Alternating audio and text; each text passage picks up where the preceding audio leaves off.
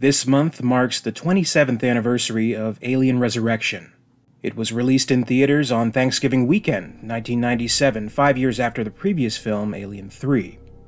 While the third film seemed to spell a pretty certain end to Sigourney Weaver's iconic Ripley character, she returned for this fourth film through a new plot involving a cloning experiment, which brings Ripley back and the deadly aliens along with her. With a screenplay by Academy Award-nominated writer Joss Whedon and a French director, Jean-Pierre Jeunet, behind the camera to offer his unique vision, this was a much more stable production than its predecessor, which had become infamous for behind-the-scenes problems. While it didn't break any box office records, it performed decently, and while it wasn't a critical darling, it wasn't completely panned either.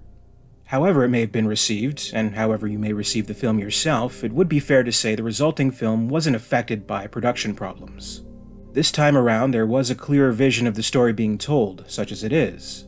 But like with any movie, some scenes end up being cut for any number of reasons, whether they be budgetary, or for the pacing of the film, or maybe just don't quite work when all is laid out in the editing process. With a fan base as especially passionate and curious as Alien fans, there has always been the temptation to take a look at what was missing, and explore the possibility of a new special edition cut, such as what James Cameron did with Aliens 4 years after its theatrical release. That was a pretty big deal back then, well before the DVD age, where countless filmmakers were able to revisit their works and present alternate, expanded versions for new home video releases.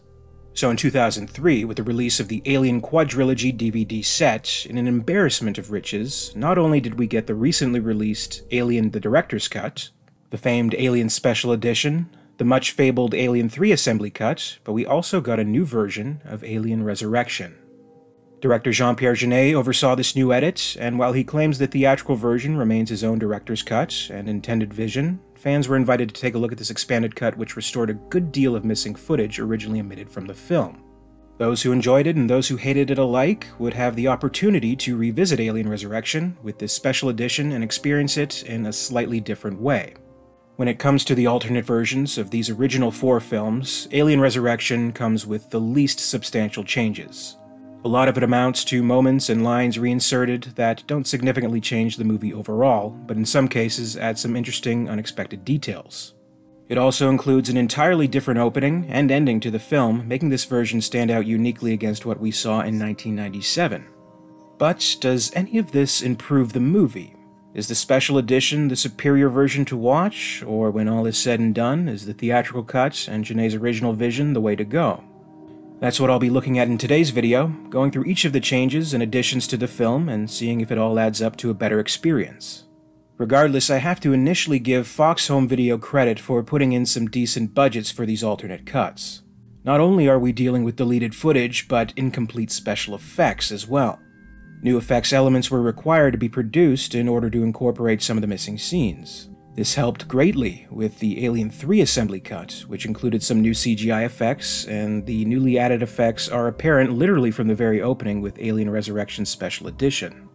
The originally intended opening was to show the snarling fangs of what the audience would initially believe to be an alien, only to pull back, revealing it to be a small insect inside a vessel orbiting the military ship, the Auriga. This was all one shot, ending in showing the full scape of the Auriga, lasting the entirety of the opening credits. It was written, storyboarded, and the real-life physical elements of the shot required were filmed during the original production. When came time for post-production, this opening was deemed too expensive to complete, and a different, more budget-friendly opening credit sequence was chosen. The special edition version brings the original opening to life with fully completed effects, and it's alright.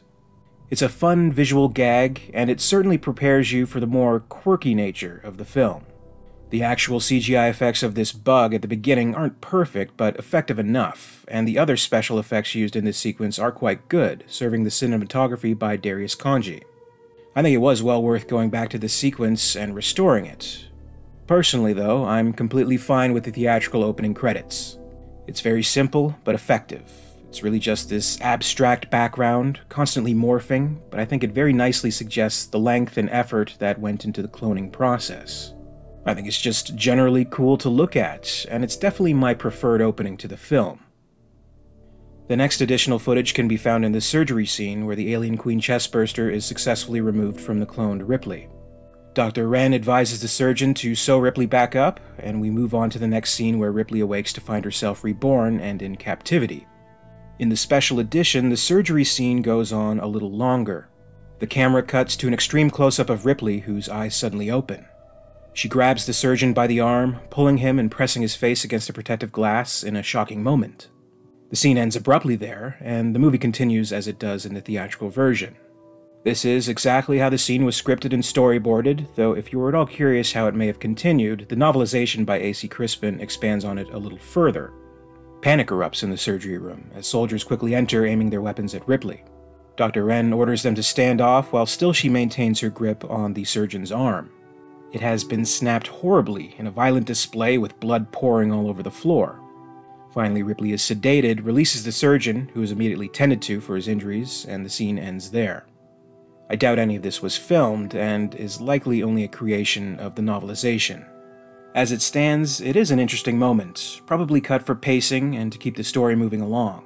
Considering within the next two scenes, Ripley once again lashes out violently in a surprising moment, I think showing this kind of thing once is enough to establish Ripley 8's unpredictability.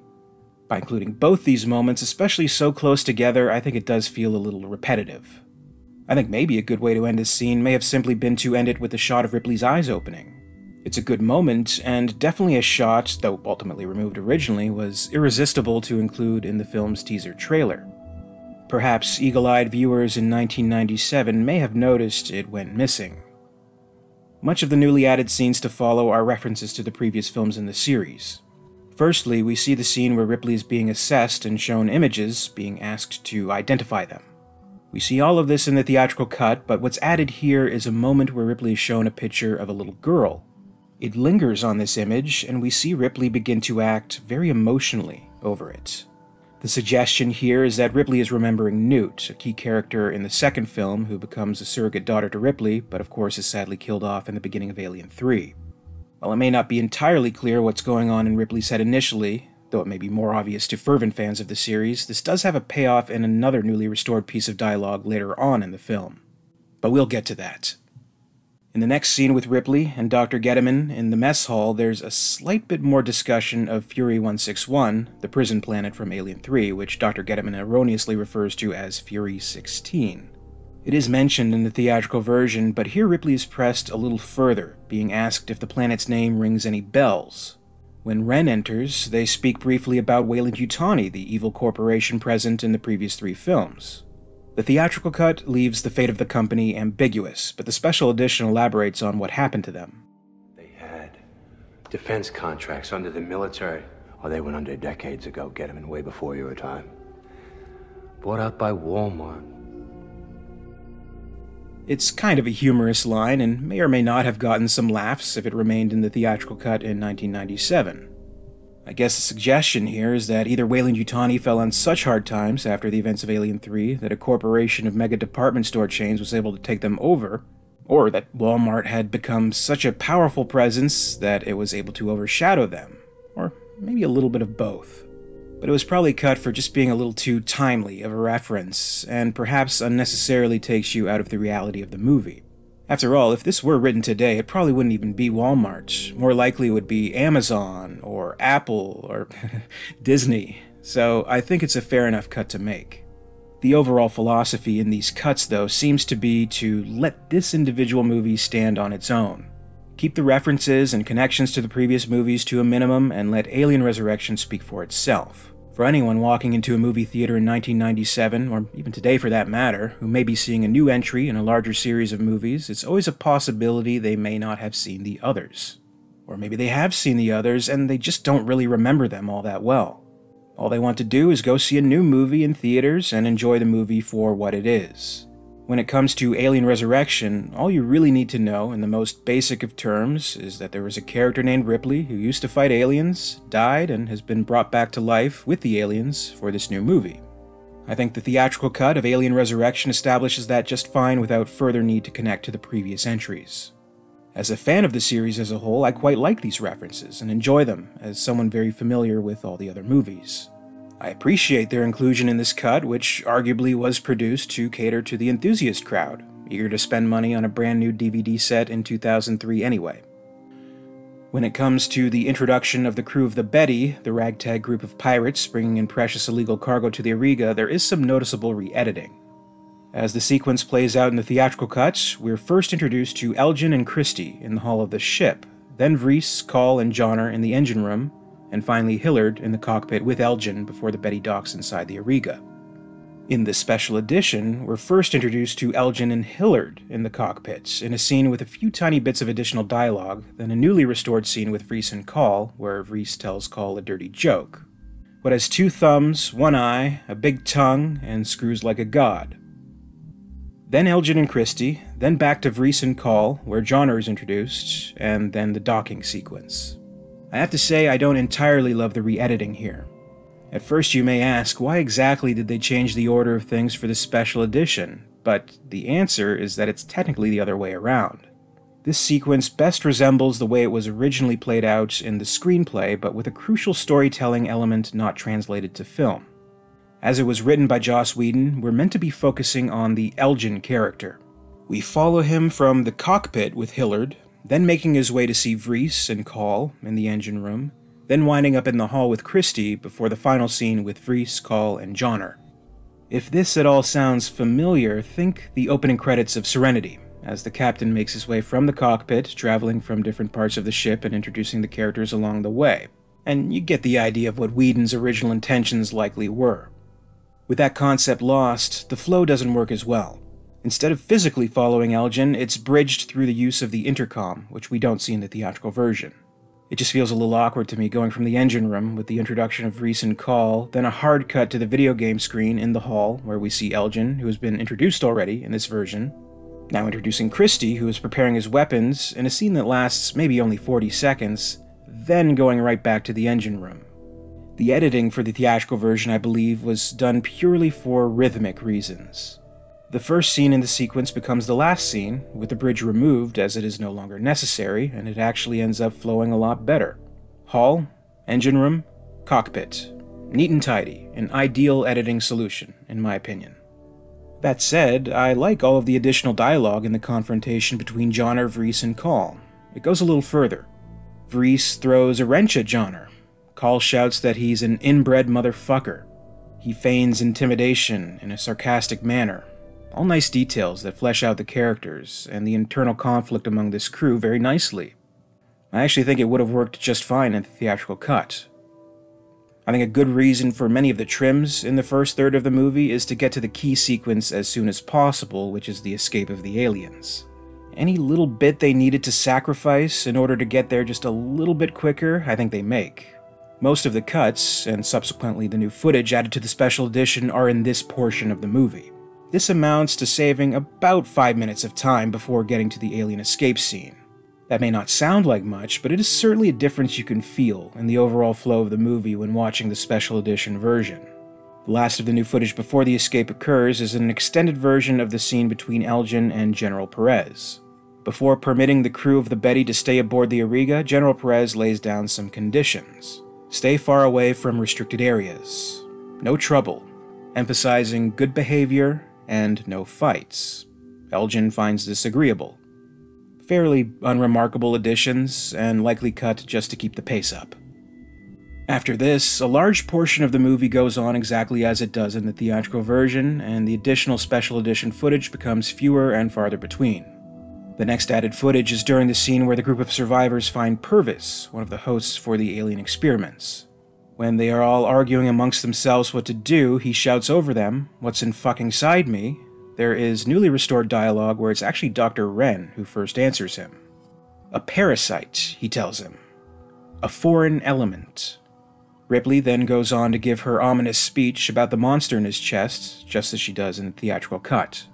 It's clear enough to me that it's much more dramatic to go directly to Ripley's speech, and Wren's dialogue kind of trips over that momentum, so I don't particularly miss having this included. What I do really like, though, is how this scene ends differently. In the theatrical cut, Call makes the determination that Purvis will come along with them on their fight for survival, and we go on to the next scene. In the special edition, there's some pushback from Johnner. He asks, "Since when were you in goddamn charge?" And she answers, "Since you were born without balls." Further adding to the animosity between these two characters. In the end, it's Christie, unofficially in charge in Elgin's absence, who makes the call. He agrees to let Purvis join them and warns him not to get twitchy. And my favorite moment is this creepy little gesture Dr. Wren makes to get Purvis to come along. Good stuff. There's some further added dialogue in the next scene, right as the group is getting ready for their underwater trek through the flooded part of the ship. The Auriga soldier DiStefano takes a moment to admire Christie's weaponry, and they share a brief back and forth about the functionality and uses for the Betty crew's guns. DiStefano gets a little hyped up about it all, and it's a little silly. I mean, really, what is this guy, on drugs or something? I don't think it adds all too much, other than one point to blatantly spell out before this action sequence that their guns will be able to work underwater. Probably not all that necessary, since in the actual moment you're probably not going to question it all that much, so I don't think there's any need to stress that point. Later on, during the chapel scene, is where we get what is probably my personal favorite piece of restored footage. This is the payoff to the earlier hints at the Newt character, and Ripley tells Call about the struggle she's having in caring for humanity. I couldn't let them annihilate themselves. Do you understand that? I did once. I tried to save people. It didn't work out. There was this girl. She had bad dreams. I tried to help her. She died. Now I can't even remember her name. I think this is a great moment. It says so much with saying so little, communicating Ripley's internal struggle and despair very succinctly. It doesn't dwell on the entire concept, but it does let us as the audience know that this has been present the whole time. It reveals a hint of humanity to the character during a time where we may have been having our doubts, and Sigourney Weaver delivers it beautifully. I don't think it should have been cut, with or without the earlier scene showing the image of the little girl. It adds to Ripley's characterization without taking up too much time, and I really wish they would have considered initially leaving this in. That's just how I feel, at least. I find the whole idea of what may have been going on in Ripley's mind during this whole time fascinating. And this is something we get a whole lot more of in the book, so if you're interested, I do also have another video on the channel titled Ripley 8, What Does She Remember from Her Past Life, that you might find worth checking out. Finally, the special edition of Alien Resurrection offers an entirely different closing scene. We see the Betty landing on Earth, in Paris apparently. By the looks of things, Earth has gone through some tough times. I don't know, it gives me some Army of Darkness alternate ending vibes now that I think about it. Ripley and Call sit on a rock and have a little conversation. Call mentions that the military will likely be trying to track them down soon and suggests there are ways they could live on Earth under the grid. She asks Ripley what they should do next, and Ripley replies with the same closing line as the theatrical version. I don't know. I'm a stranger myself. Essentially, this is the same ending as the theatrical version, except it takes place in a desolate field on Earth rather than inside the Betty. Anyone who may have heard that Alien Resurrection had an alternate ending set on Earth and expected something a little more elaborate surely would have been disappointed by this special edition. To bring up the screenplay's original intentions yet again, the ending was meant to include a lot more time on Earth than what we originally saw. Earth was meant to be a set piece for the final confrontation against the newborn alien, with Ripley and Call waging a lengthier, more intense battle against the creature. This, I'm sure you can guess, was deemed too expensive, so the newborn's fate remained to the confines of the Betty. The ending with Ripley and Call on Earth was filmed as sort of a budget-friendly compromise, working on the studio's desire to have an ending take place on Earth. Jean-Pierre Jeunet seemed to have the final say in the matter, which is pretty incredible considering the past clashes with David Fincher, so the ending that we got theatrically was the ending that he wanted. I'd say that Jeunet made the right call for his movie, and it feels more appropriate. While it is fascinating to see Ripley physically make it to Earth, and in a way fairly satisfying after this saga of 4 movies, nothing really noteworthy happens here, so it may as well end on the Betty for all the difference it makes. The concept is still there, that she has finally reached Earth, but maybe it's a little more romantic that it's just within her view, just outside her grasp, and we can imagine for ourselves what may happen when they land. And that's Alien Resurrection Special Edition. Some good new stuff, some interesting new additions.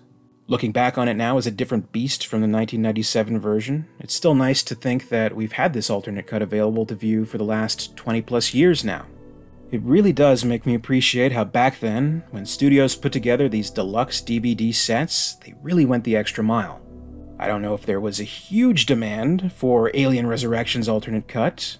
It doesn't have the mystique of the other movies' alternate versions, which included much talked about omissions, but there was enough to make it worth revisiting, and I'm grateful for that.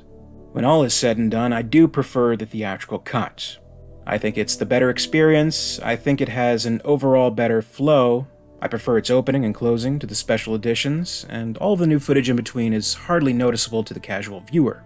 You'd probably have to be very familiar with the theatrical cut to notice some of these new additions, and I happen to be. I've seen the movie countless times over at this point, and I'm usually quite happy to revisit it with either version. It is the weakest of the original 4 movies in my opinion, but it has its values. I think the years have been kind to it, and I even think a lot of fans who may have not exactly loved it when it first came out may have softened to it, just a little bit. Maybe releasing this special edition with a little bit more to chew on had something to do with it. Or maybe, in hindsight, recruiting this French director, who had never done an English-language film, lent his unique style to a big-budget franchise entry, and put complete faith in it, was a much bolder creative move than we initially gave it credit for. I doubt studios today would even think about making a movie the way they made Alien Resurrection in 1997, and that makes it all the more precious. More of a rarity, for better or worse. Has your opinion on Alien Resurrection changed over the years? Do you prefer the theatrical cut or the special edition? Which, if any, special edition scenes stand out to you the most? Comment below and share your thoughts. As always, I'd like to thank you very much for watching today. Be sure to leave a like if you enjoyed this video, and be sure to subscribe to the channel to keep up with the latest from Alien Theory. My very special thanks today goes out to Brandon James, Xeno Shadowmorph, and Xenozip, Queen Tiers of the Patreon Hive. Thank you to Gregory Ford and John Griggs, the Hive's Praetorians. A very special thanks to Lady Anne in the Ellen Ripley Tier of Excellence. And thank you so much to Nicholas Butta and Frank, the Alien Theory Weyland-Yutani executives. If you'd like to join the Hive and support the channel, check out my Patreon page for further information. In the meantime, you can follow me on social media. Follow @alien_theory on X, formerly Twitter. Follow @alientheoryyt on Facebook and Instagram for more. And until next time, this is Alien Theory, signing off.